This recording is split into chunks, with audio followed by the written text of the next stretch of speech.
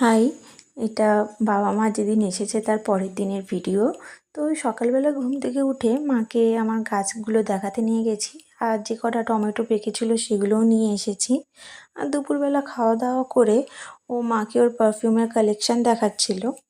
আর আমার রান্নাঘরের জানলা দিয়ে দূরের যে মাঠটা দেখা যায় সেখানে না অনেক সুন্দর সুন্দর পাখি থাকে।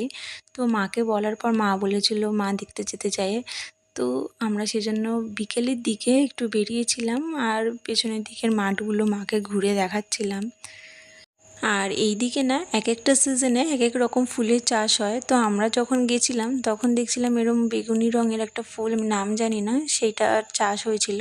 তো আমি কয়েকটা তুলেও নিয়ে এসেছি। আর এরপর আমরা সবাই মিলে গেছিলাম শপিংয়ে।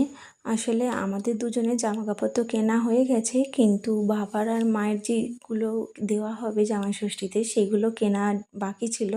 তো সেগুলোই মেনলি কিনতে গেছিলাম।